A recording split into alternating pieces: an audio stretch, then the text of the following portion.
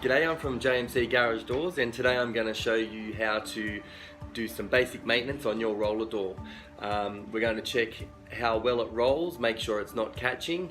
We're going to do a simple function test.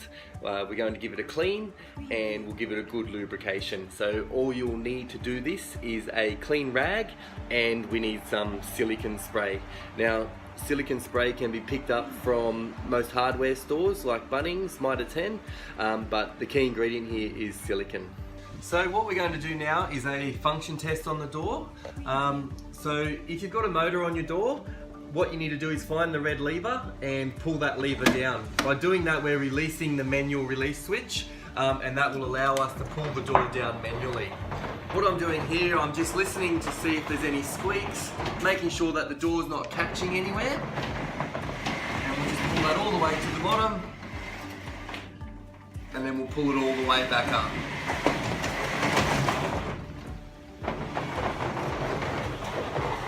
Okay, so the next test is we're going to see how well the springs are working. We're going to do a little function test here by bringing the door to the halfway mark. Once you get to that halfway mark, you just want to let go of the door. If the door stays where you leave it, that's a good thing. That means that the springs don't need retensioning.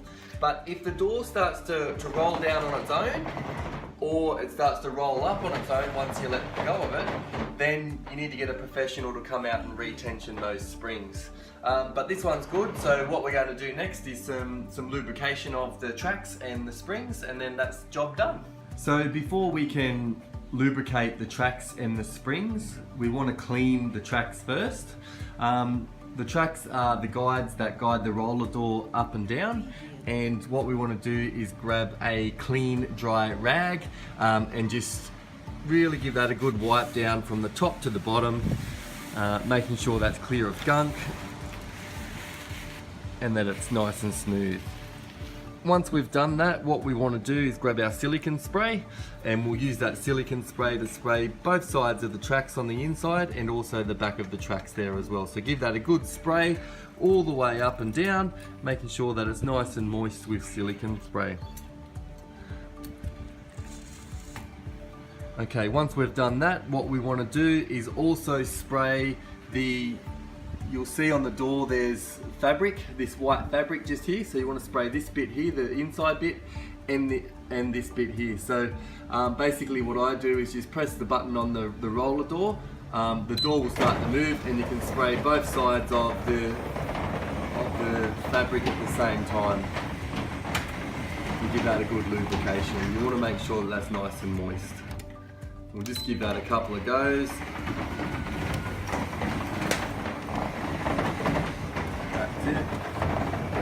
Okay, that's nice and good. So we do that on both sides, and then what we want to do next is have a look at the spring. So inside the door you will have two springs, and basically what we need to do is make sure that's nice and lubricated. So you'll see in here, you can see the spring just there, it looks fairly rusty.